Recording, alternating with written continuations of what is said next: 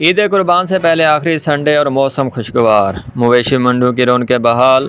کراچی، لاہور سمیت مختلف شہروں میں جانوروں کی فروخت میں اضافہ، بیپاریوں اور خریداروں کے درمیان بھاؤ تاؤ خوب جاری۔ کوئی گائے، بیل، بچڑے کا خریدار تو کسی کو دمبے اور بکرے کی ہے تلاش، مگر ریٹ سن کر خریدار کانوں کو ہاتھ لگانے پر ہیں مجبور۔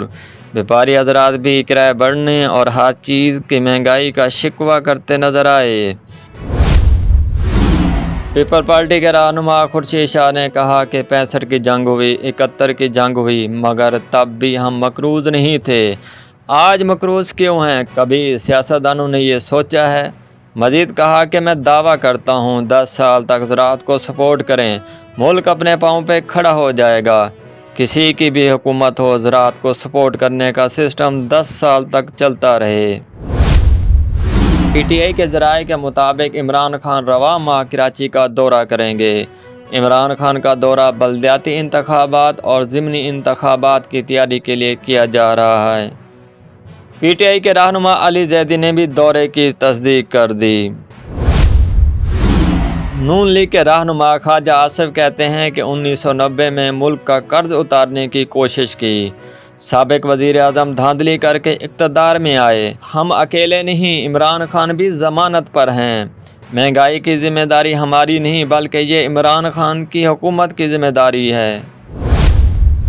پی ٹی آئی کے رہنما شہباز گل نے اسلام آباد میں پریس کانفرنس کرتے ہوئے کہا، بارش میں کیڑے مکوڑے نکلتے ہیں جن کی مدت بہت تھوڑی ہوتی ہے۔ کہا پی ٹی آئی کو زیادہ تر پڑھے لکھے افراد فالو کرتے ہیں، مگر مجھے ان کے لیول پر آ کر بات کرنی پڑتی ہے۔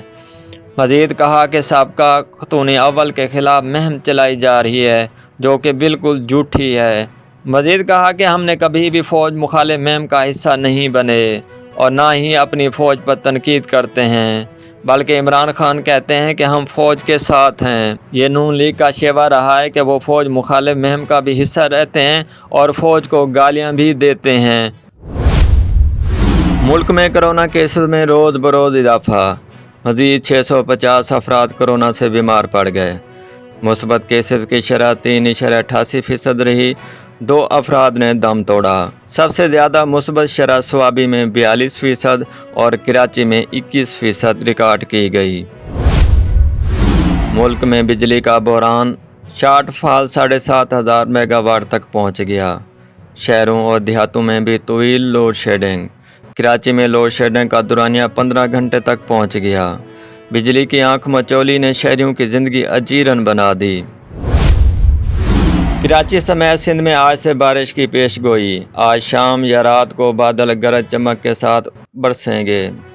آندھی کا بھی امکان، محکمہ موسمیات کی شہریوں کو بارش کے دوران احتیاط برتنے کی بھی ہدایت۔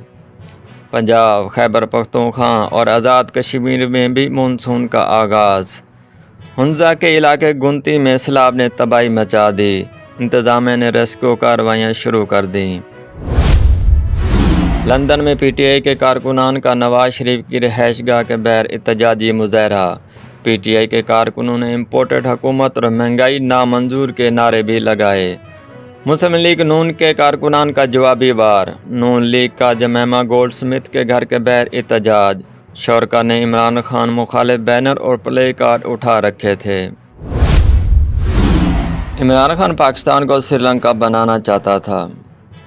آئی ایم ایف سے معاہدہ توڑنے کی وجہ سے آئی ایم ایف پاکستان کی ناک کی لکیریں نکلوا رہا ہے۔ نائب صدر مسلم لیگ نون مریم نواز کا لاہور میں جلسے سے خطاب، کہتے ہیں کہ عوام کے دکھ، تکلیف اور مشکلات کا احساس ہے۔ پیٹرول ڈیزل کی قیمتوں پر نواز شریف کا دل خون کے آنسو رو رہا ہے۔ یہ مسائل ہمارے پیدا کردہ نہیں ہیں، حل کرنا ہماری ذمہ داری ہے۔ فتنہ خان کے پیدا کردہ مسائل نواز شریف اور شہباز شریف ہی حل کریں گے۔ مارکیٹیں رات 9 بجے بند کرنے کی پابندی چاند رات تک ختم۔ پنجاب بھر میں مارکیٹیں کھلی رکھنے کے لیے فیصلے کا اطلاق فوری۔ تاجر رہنماؤں کا پنجاب حکومت سے اظہار تشکر، وزیر اعلیٰ حمزہ شہباز شریف کہتے ہیں فیصلہ تاجر برادری عوام کی سہولت کے لیے کیا ہے۔